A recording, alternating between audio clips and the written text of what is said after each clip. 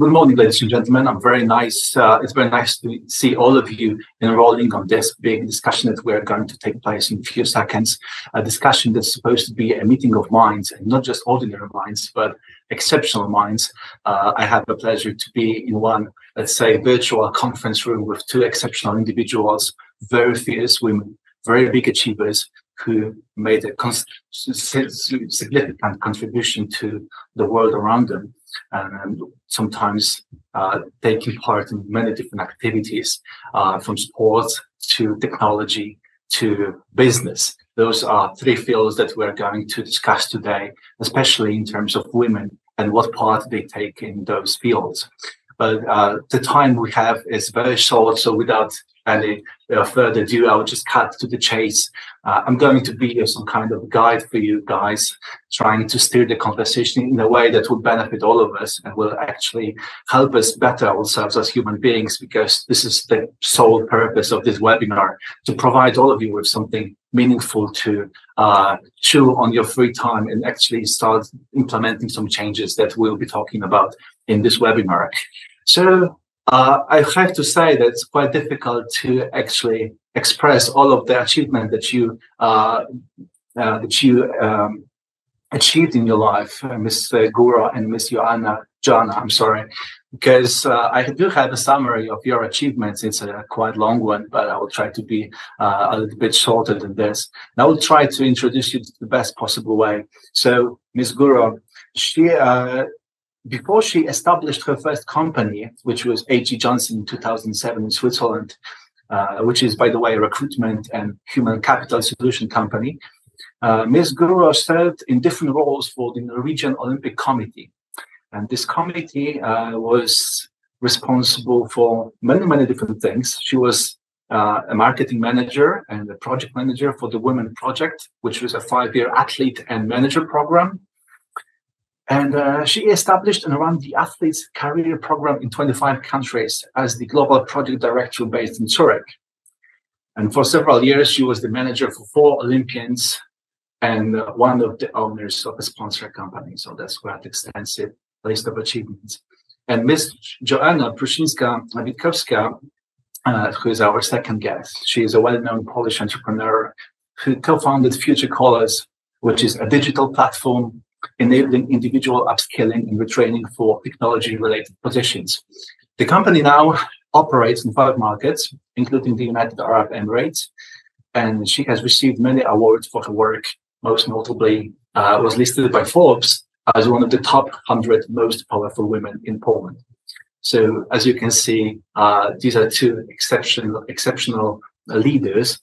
I would like to start with you, Guro, because my idea for this webinar is to try to focus on your personal stories first, and then try to draw some conclusions from those things that you achieved and provide our listeners with some very specific pieces of information, specific knowledge.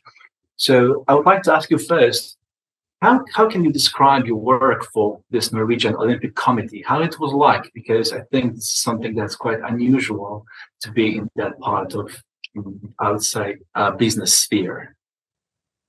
I think that to work for the Norwegian Olympic Committee, it was a really good start for my career. First of all, because I was allowed to work with some of the best leaders and coaches in the world, because Norway is doing quite good in sport. So the basic kind of to walk the talk was really really important. We all were focusing on, we were there for the athletes. It's the athletes that gonna give us the results. But also that when athletes have to train to reach a medal in the Olympics, for example, we as a team around them also have to do the same. So we also have to develop ourselves. So the athletes had their development stairs towards their medals, but we in the leader team had also our stairs. So when the athletes was focusing on what could they do better every day, we had the same. So we kind of, all of us was talking the same language. But the basic was like, you never win alone. And that I think is like the importance of the sport in Norway. and also like all the training up front. So in Norway, it's like really focused on that it's the coach that choose the team around them.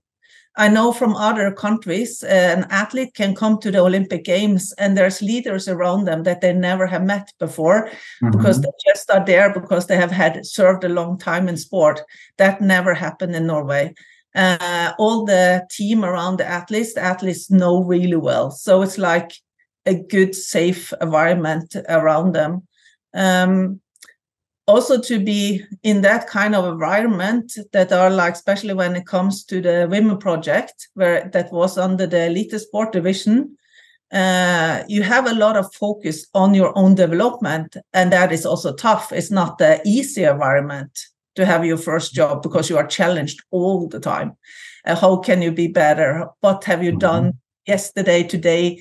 What will you do tomorrow to be a little bit better? So, yeah, you get to know yourself really well, your weakness and your development area. Well, I can hear that you're speaking about this topic very passionately, which implies to me that you are very into it. So I would like to ask you as a follow-up question, why did you decide to go into a different direction after some time? Because, well, from what I'm hearing, you seem to be quite settled in that environment. You felt quite all right with that. So why did you decide to start your own company and actually venture a little bit outside of your comfort zone? The first thing I did was that I went to a Adecco group from the Norwegian Olympic Committee.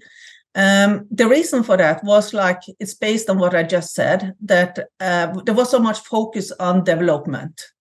And after I become the marketing manager really early, around 28 years, I think I was.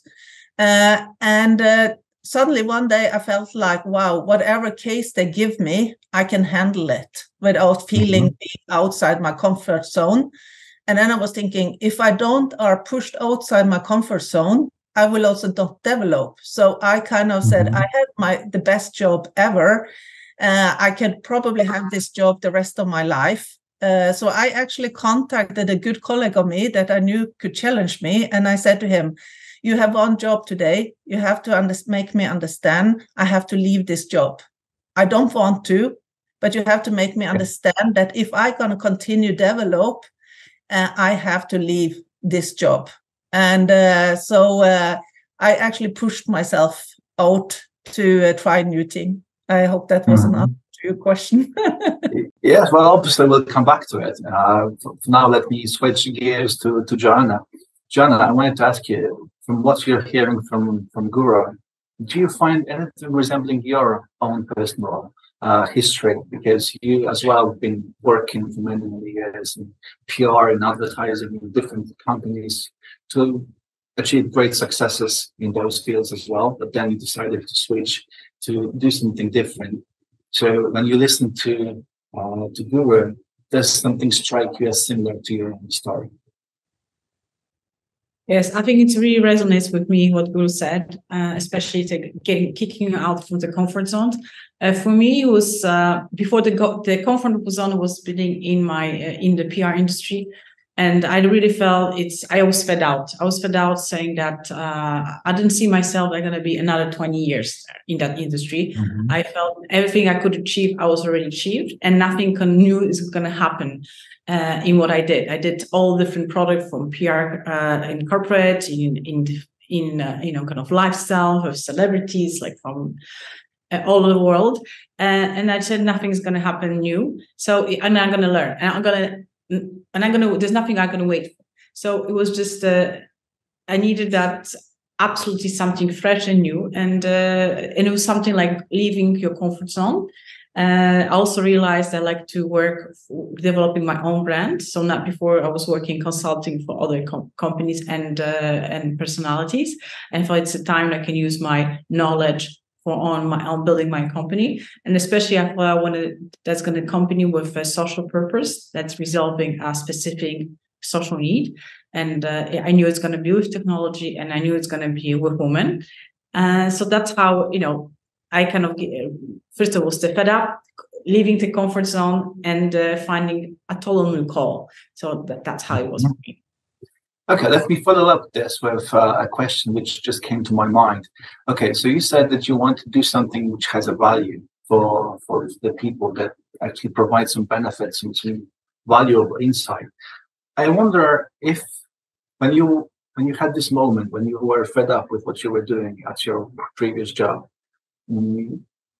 did you immediately know what would be the next field that you want to participate yourself in? Or did you look for it and try different things, and you were like examining different areas in which you could develop yourself, in which areas you would like to grow, and then you chose this one which you chose right now? Was it more like a trial and error, or did you know precisely from the very beginning what you want to do, actually, this type of technology? Thank you for this question, but I think as all motivation book says, you say something to the universe and the answers, you're going to receive it. So it was very clear in my head that's going to be a social purpose. I was attending Mr. Yunus' conference where he was talking about social enterprise. And I thought, this is what I want to do, but I don't know yet what at first. I knew because I was that's going to be technology, because the world is digitalized, and of course it has to be with technology.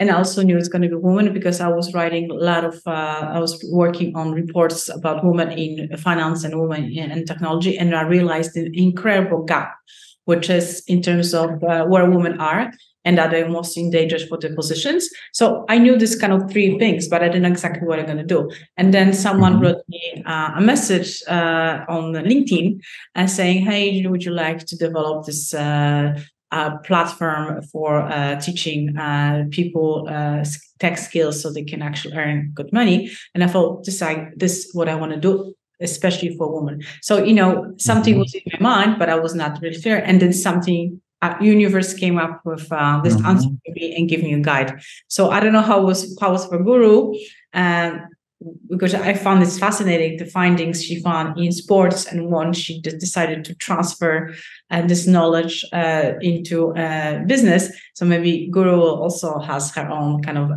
wow moment.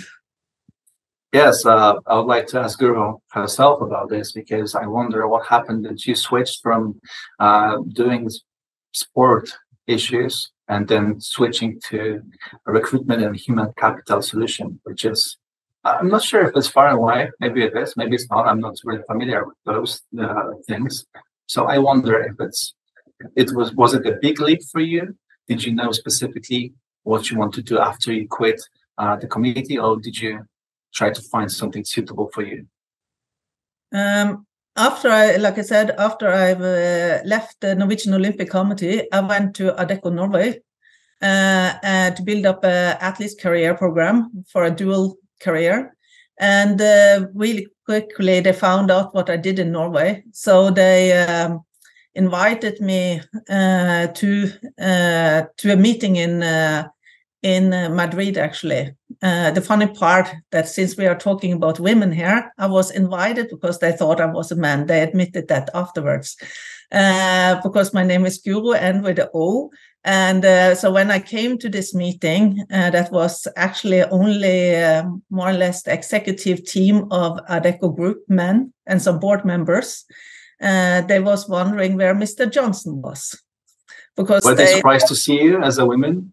Yeah, afterwards they admitted that they had expected with my CV, because on that time I didn't have my picture on it, they would expect I was around 36, 37 then. They expected a man around 55.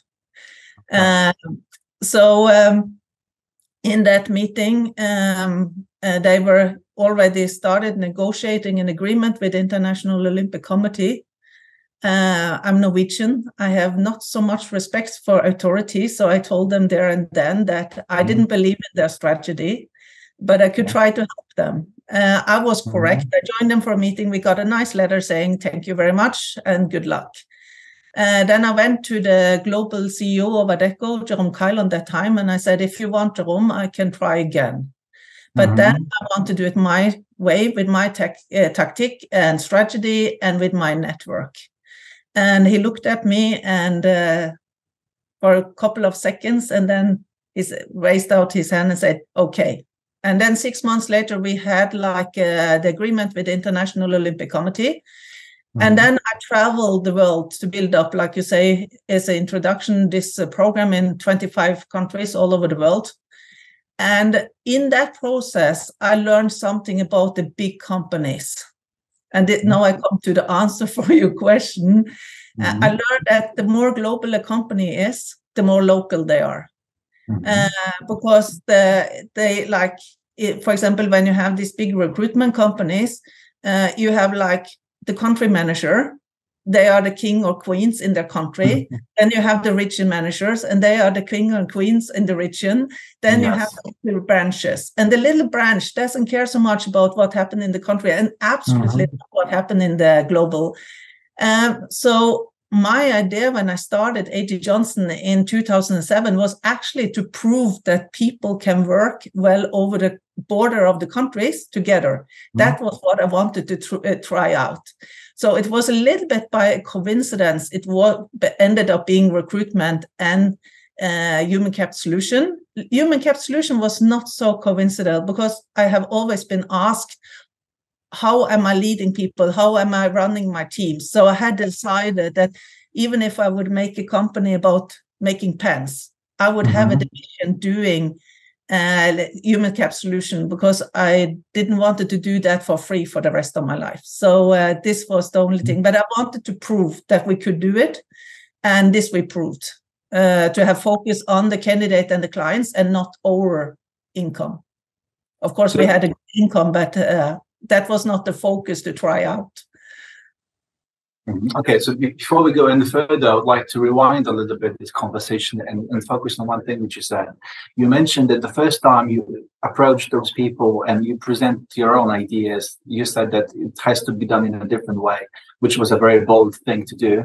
You were actually rejected for this and you had to come back to it again, second time. Did I get it correctly? So... No, I was not rejected. The medical group, like their idea that they had already started was rejected. And then I asked to do it again. And then we got it. Because like, if you don't understand how the sports organization are, I think that you need that when you're going to negotiate an agreement with them. You have to understand how they are built up and not come with your background where you are in lack of this knowledge. Because if I, for example, should go to a Polish company and I go with my Norwegian culture and I have no knowledge about Polish culture and how you run a business, I have not done my homework, I will not succeed. You have to do your homework when you're going to do a negotiation with somebody. And since I had, like, my education is sport, my education is international sport politics, I had worked for the Norwegian Olympic Committee. I had been a manager. I kind of knew the sport. I also knew the language. And I think that's really important when you want to reach even a job or you want to reach or build a project, is to really learn as much as possible about it. I'm sure Joanna is agreeing with me there, and they probably also have some experience there. I think if you're going to be taken serious, just know what you're talking about, and people will take you serious. So there's a lesson in doing your own homework before you actually turn up for the exam. Yes. Yeah, that you know it, and of course the International Olympic Committee also. I was talking their language. I was presenting it in a way that was a mix between business and sport, and not only coming with my business view. So I think that the knowledge and to put together always a team when you're going to meet a company, when you're going to meet or you want to build up a company yourself, or you want to do something new, to always also make a complementary team that you have the knowledge and the competence to go forward. And that, I think, I should probably not say that, but I didn't think they had done their home work, the men that tried it the first round. Yeah. Okay. So you had to come in and do the work for them. I didn't do I will say that more I had another background than them. So it was not their fault, because how can you know when you don't have the background? So it's not like a criticism to them. It's more like I I was lucky to have the background. I was lucky to have the good teachers. I was lucky to have like what I had learned on my way. In a humble in a humble way, yes. I do have a question for the two of you, but I would like Joanna to answer it first. This question is really related to what you said before about going out of the comfort zone. I wonder what you would say to a person, to a woman, let's say, who is choosing constantly to stay in their job, which is not fulfilling for them, which doesn't provide the necessary fund that they want to achieve, which actually doesn't satisfy them on any level. But the job that they are doing is stable, is safe and secure. It provides necessary amount of money to live by on a daily basis. So it's stable, but it doesn't provide any thrill, or it doesn't really provide you with any chances to grow. So what would you say to that woman who constantly chooses stability over taking risks and doing something which obviously might end up as a failure, but sometimes can produce great results? Joanna? Well, thank you for this question. I had to because my microphone off because I don't have any voice. Thank you for this question. And I have many times been asked by women because I think getting off the comfort zone and taking risk is not really a strong domain. I don't know about Guro because she's worked with athletes where they have to constantly leave the comfort zone and challenge themselves. But I think women have never been so much care of this kind of skills.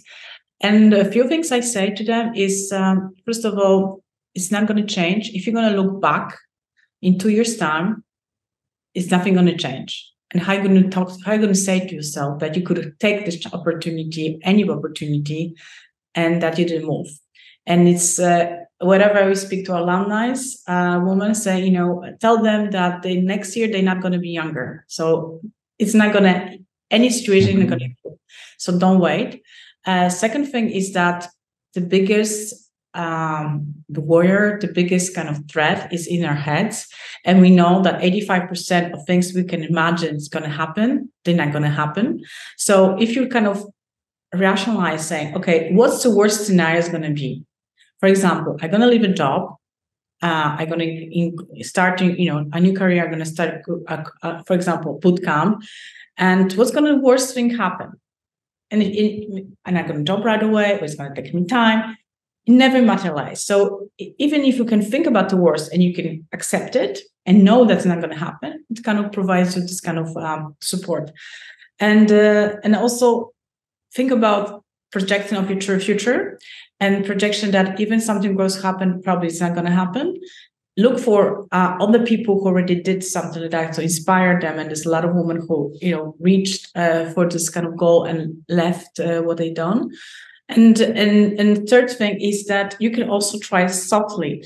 And that's why we actually are helping them, because you can continue to work and at the same time prepare your plan B, which means you work and you invest in the study. If you don't want to hold on, invest in your time in study. And most of our students, that's how they do. They work and continuous education is going to be difficult, but you can do this transfer. So it's happened, but I have also this question for my young son who so it's not only domain of women that he was working, but he was fed up with the work and he still want to start his startup, and he say, okay, until you raise your capital, think about plan B, and then when you raise the capital, you can actually leave your company, the company you employee, and do the risk, and that's what happened. So really, this is my kind of lessons learned, and that's what I say. And I'm sure Guro has much other suggestions.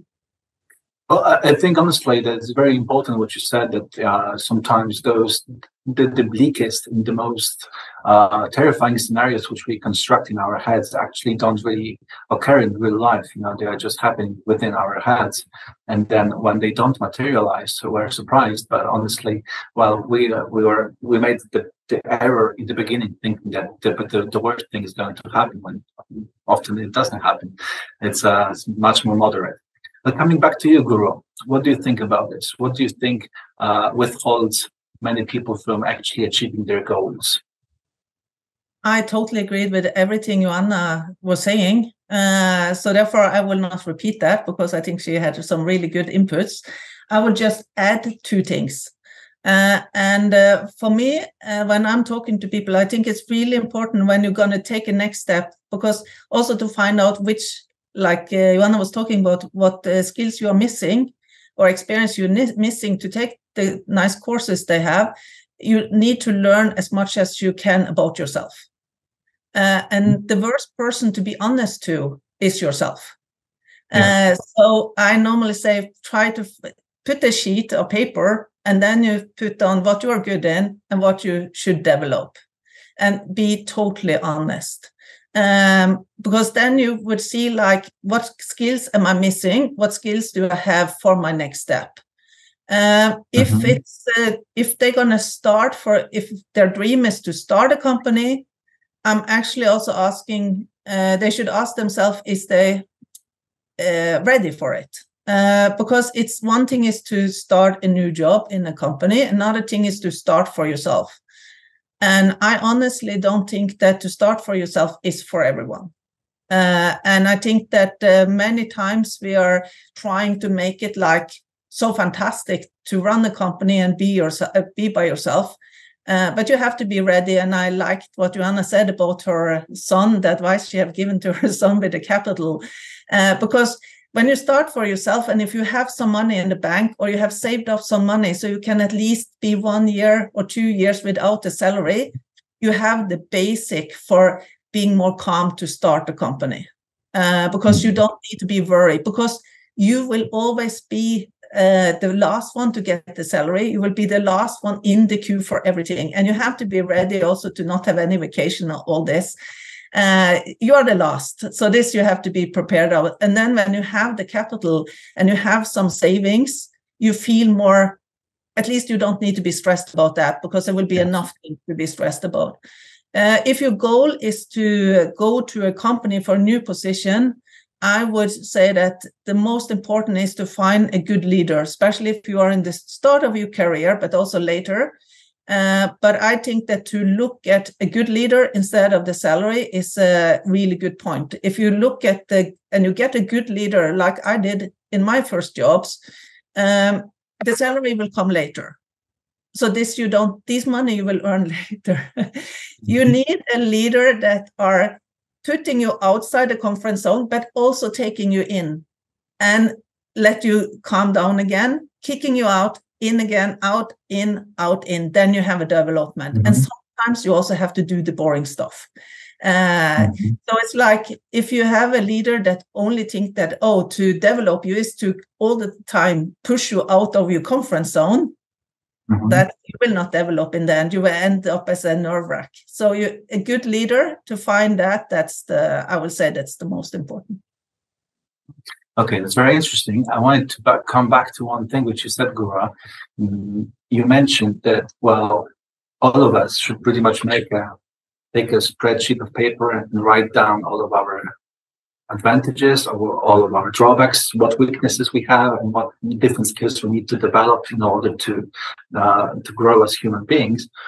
I wonder, because both of you are very confident and skillful people who actually achieved a lot, I wonder how this exercise, which you described, Guro, could be applied by a person who is very insecure about themselves. Because I can imagine a lot of people, especially young ones, who might find it very difficult to actually write down what they're good at and what they're lacking, because they don't have the same amount of retrospective look within themselves. They can't really say, or they are so critical of themselves that they can't really see any good points in them. What would you do then? Do you think there should be any kind of guidance from the external source, trying to establish what's what? Because some people are not very objective. Some people can look at themselves and see only flaws, only disadvantages, only bad things, neglecting those that are actually good. I would not start with a long list. I would start with maybe 2 or 3 points on each side. And then I would discuss it with a good friend or like a family member, or maybe if you have started working, some co-workers that you trust. It can be also somebody, if you are still a student or you just finished your student, somebody that you did small task with. So to not make it scary. And often when you ask people that underline what you're saying, what should you develop? They maybe say language. That is a safe one. It's not really like a personal one. And what I always do is that I show them my lists. And my list for development is big. And they will never, I'm never going to be good in these things. And that's not the reason for me putting up the list. But if I'm not a detailed person, I need to look for somebody that are detailed. So we together are good together. And that's the focus. And I never call them weaknesses. I always call it development areas. So these are like the way I'm working with others when it comes to this. So pretty much start slow, start little, and then gradually increase the number of things you want to focus on. Joanna, I wanted to ask you about the same question which was asked to Guro, which is, what do you think should people do when they try to establish what they're good at and what they're not good at? And they find it difficult because they are so overly critical for themselves, or they can't really look at themselves objectively. They can't really see their good, positive traits. They see themselves only in those black, bleak images. Do you think that these kind of people who are overly critical for themselves, they should have any kind of guidance from the external source, or they should work within themselves to actually overcome those? How would you look at this? Well, I think exactly what said Guro is that one thing is do your list, but I think the most important to ask others. And you can start by asking your friends, asking your employees, ask your client if you have a good relationship, someone you can have open, because we are sometimes have the internal barrier to ask this because you feel this is like our generation have a problem with the feedback, whereas the young generation asks, and I think it's the most important, they ask feedback. And I tell to my sons, always ask for feedback, because that's the only way you're going to grow and develop. So I think this is the most important, as Guro said, not asking yourself, but really think about who can tell you, because you can be really surprised about the great things you have, you don't know. So this is the most essential thing, is to really understand that you are the worst enemy, it's yourself, and you're extremely critical. And first of all, start by stopping the voice internal in your head and think about what actually you're saying to yourself. I'm not good enough. I'm too old. I'm not be able to change anything in my life. And just think, stop that for 7 seconds. This is the way of actually is one this the fear that you have to stop for 7 seconds to ask your natural critics, and then write down what I think I'm good at, and then start asking others about what they think are your important skills set, and not about the bad things, because you don't have any bad things. Someone said there's a page, take the page about your good skills, your positive skills, and the negative, and take the negative and just throw it apart and throw it. And I really like what Guro says, like about development. If you want to go into something stage, think about the development and never focus on what is not right, but really focus on what are your amazing skills and what are you want to develop to go something further. Somewhere further. Guro, is there anything you would like to add to this extensive list that Joanna presented? No, I think she covered it. Good. Okay, so we talked about those internal struggles that we have. What about the external stuff? I wonder if the reason why not so many women work in certain areas like technology is not only because they don't really know how to get those things, or that they're subjected to this kind of social constructs that they shouldn't be doing this or they should be doing something else. There is obviously a pressure on women in many different areas, but I wonder if there is something external in terms of law, regulations, companies' policies that should change to advocate for more women doing the job, which was most often taken by men. This is obviously a question for the two of you. So I think whoever Guro, wants to be I like first. what Guro asked because I really like her experience from athletics, Olympics to business, and I can maybe say something about tech industry. So yes, Guro, the floor is yours. You can talk about sports and tell us how it looks from that perspective. I think it comes to more and more the older I become. I see that I have been lucky, first of all, with my career. And then I see that there's a shortage of role models for women. Mm-hmm. And what you cannot see, you cannot be. And I have, for example, I went to the sport university, and last week I had an interview with one sales director for a bigger company here in Norway. And I was starting to wondering why none of the sport industry companies had been to our sport university to try to get us to start in their company. And because you never saw that was never something I saw myself doing. You have like a lot of e-sport, you have a lot of technology also connected to sport. You have also a lot of technology connected to like different jobs in the sports organization. But because have been always men, and men seems like they're recruiting other men also, or at least the information seems like it reached the men and not the women for some strange reason. The women, they don't see themselves, because if you have always, it was a little bit like Norway. We had the Prime Minister Gro Harlem Brundtland, and she was there for so many years that in a way we was thinking almost like the kids thought that in Norway, you have to be a woman to be a prime minister, because we had a role model. And I think that if there is more women in the sport industry, in the technology, and you see that, it's possible for a woman to be in that role, and this looks interesting, and she managed, more women will come. But can you explain to me what roles are you talking about specifically? You're not talking about sport women, but you're talking about women doing different kind of work within those big organizations, right? Not about specifically sport women. It can, for example, be like we saw that we have a mentor program in SheSkillz Global, and we are working together with the International Biathlon Federation. And they were thinking that, there's not so many women that want to be technical delegates or referees. But that was wrong. But it's so last spring, 2 of our mentees, they took the exam, and they inspired many more of the women. And now more and more women are taking this exam to be technical delegate.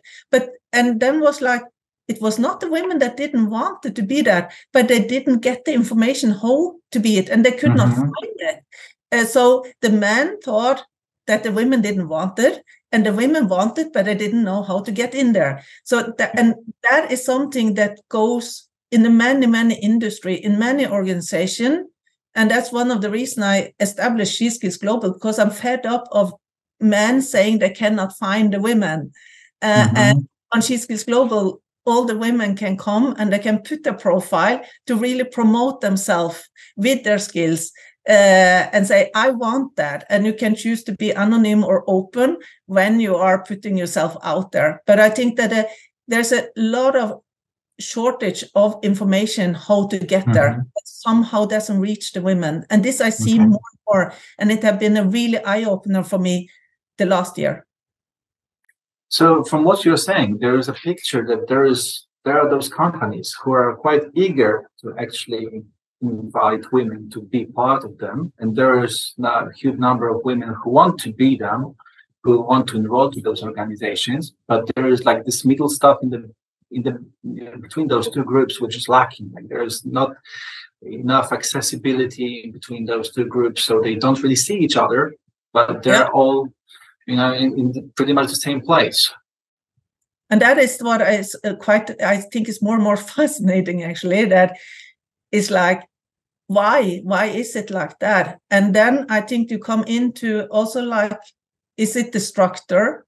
Is it the way things are promoted? Is it the way things are informed about?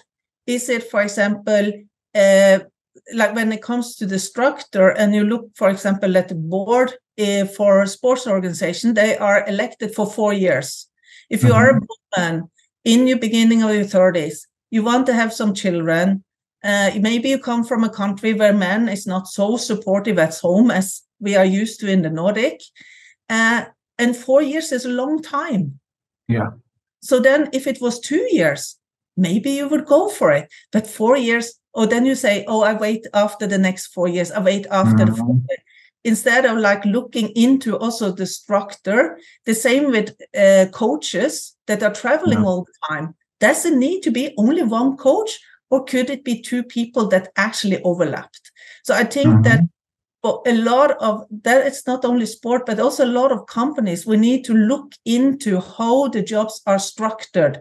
And I think that you don't only need to do these changes for the women, but I don't think next generation men either want to have that kind of system. So I think for the next generation, you actually need to change the system to be attractive organization or company. Attractive, which I think means more flexible from what you were saying, that people can actually work not for 4 years, but 2 years, and maybe they can overlap with their different job descriptions. Is that what you're saying? More flexibility should be fought for?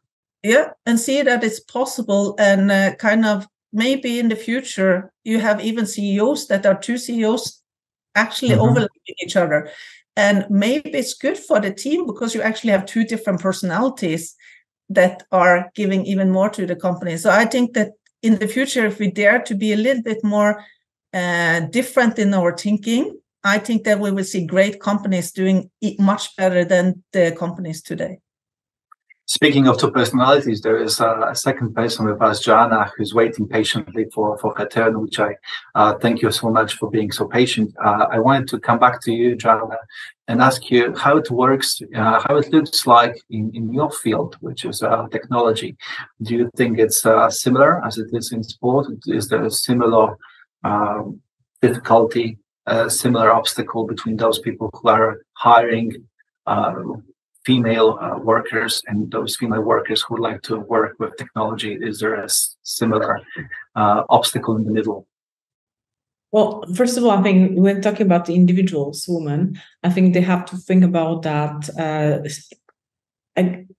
restricting from the mind of the stereotypes. So just think that's not really being IT, which means you have coding and you're just coding, somewhere in dungeons, that there's many roles you can actually get into.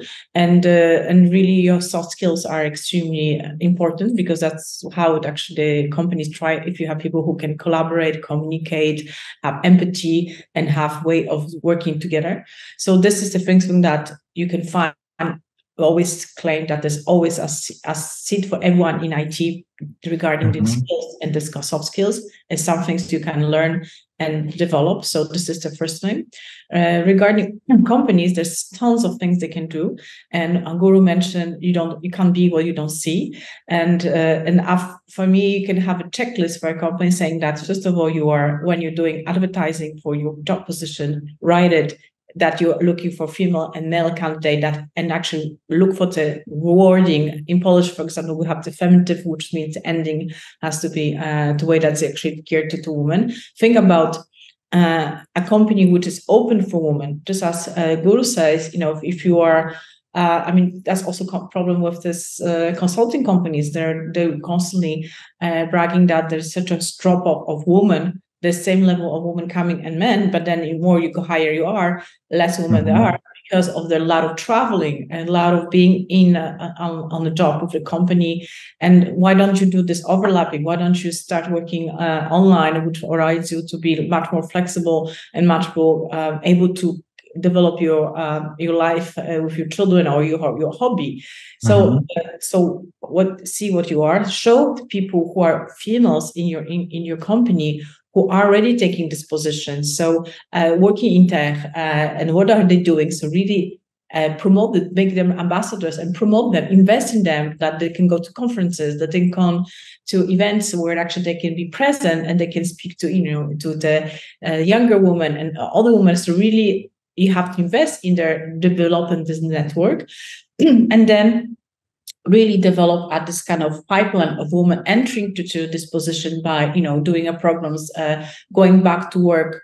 If there were maternity, train them because if you go on maternity, you're probably being out for 2 years from the industry, and the company is totally different from the time you left, and they need to have a reskill, they need to have upskill. So we have to invest in that and tell to this woman that we are here for you, we want you back, and don't worry that you already being out because for these 2 years you don't have the skills, because we're going to train you. So there's many things the company can do on every level, and building a position, a situation where a woman can thrive. That there's actually a mentoring program within the company for them to grow, because we know that this should be it's important to kind of help them to overcome this stereotypical thinking they have. So this I think that's where actually we're doing Women in IT Career Day this November, and I invite all women because it's actually a place where they can see different careers, different paths, different roles,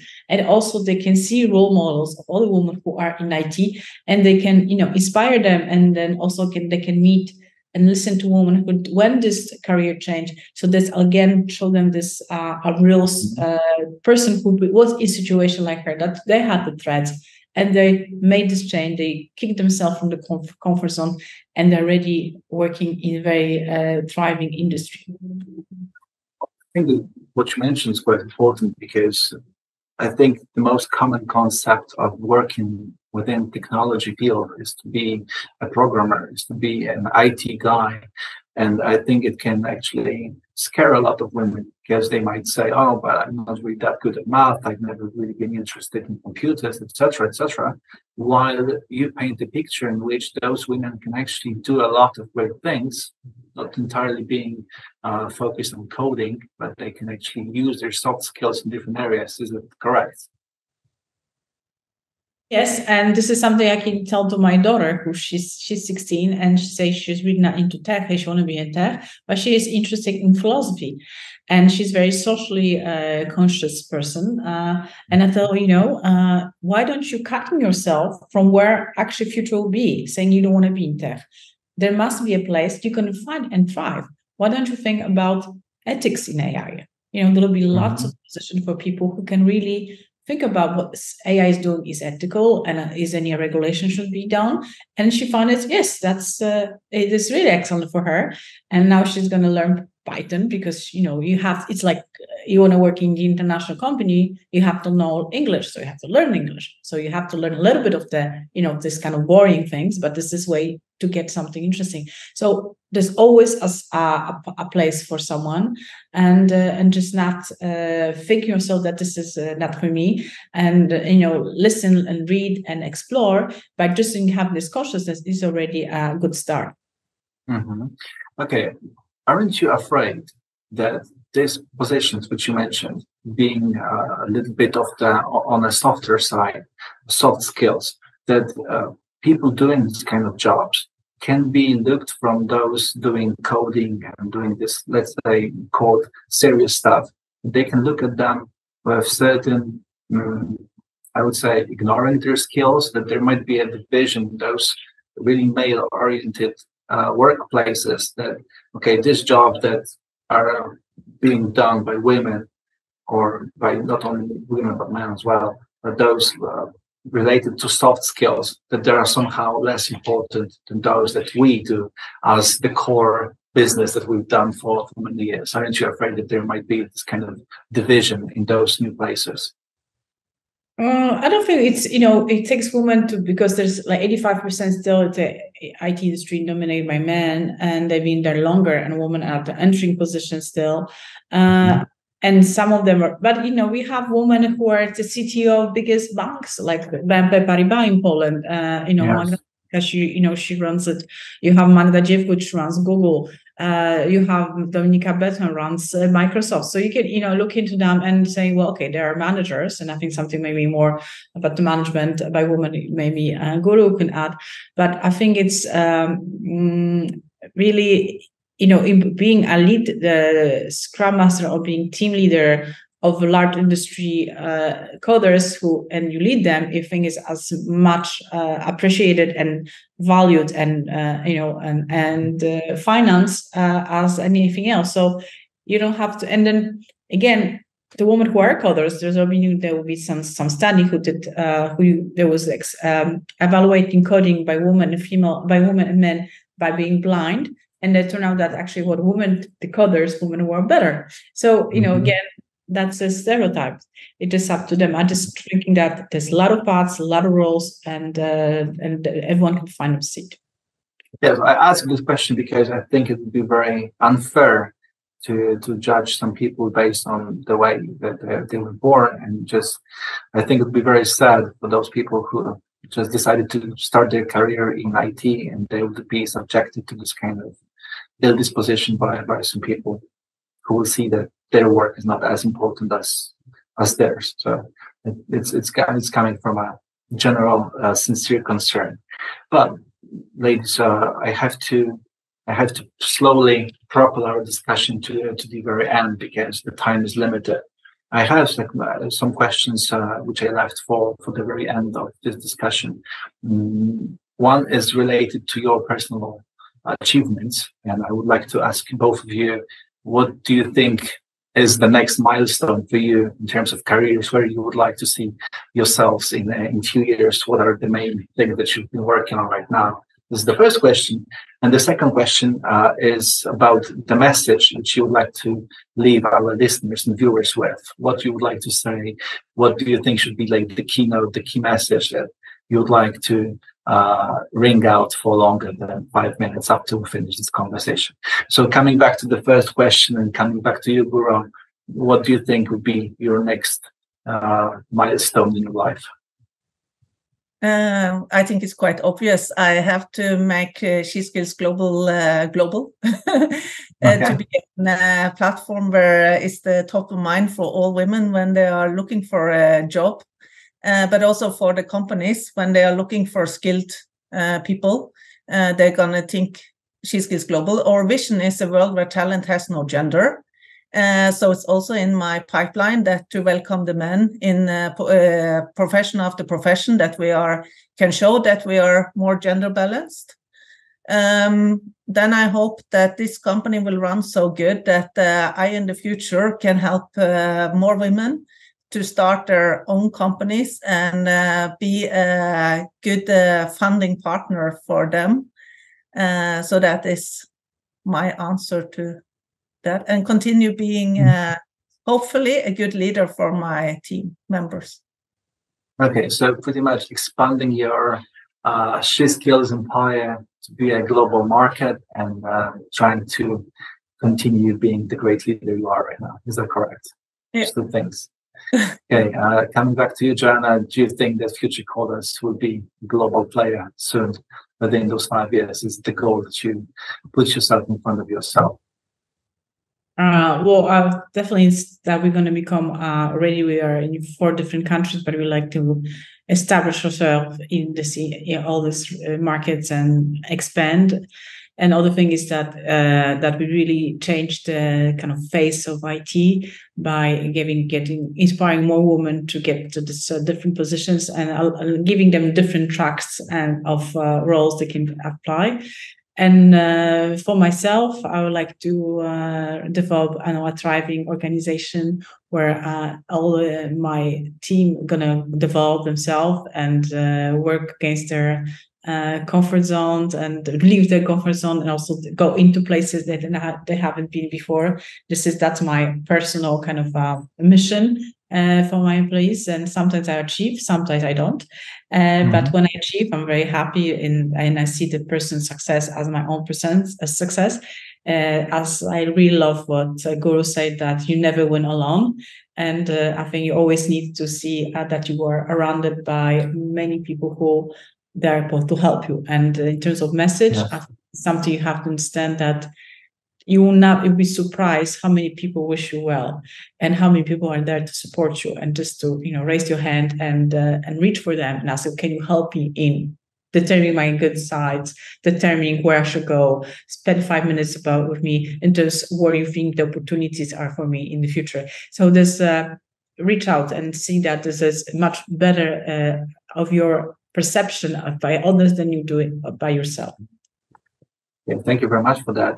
Guro, coming back to you with the last question, which I wanted to ask you about this key message, about this key piece of knowledge that you would like to share with our listeners. What would you like to leave them with? What do you think should be the thought that they have in their minds? And what do you think should be the most important thing that they should take from this conversation? Of course, I hope it would be like everyone is now going to SheSkillz Global, the platform, and find out and put up a profile. But I would say that is what I think was the smartest I did in my life was to connect me with people that was willing to develop me and help me develop, but on the same time understand that the hard work I had to do myself. So if you expect others to kind of buy shares into your development, you have to believe and buy shares and be willing to do what is needed yourself. Yeah, thank you very much for that. And Joanna, the last few words from you.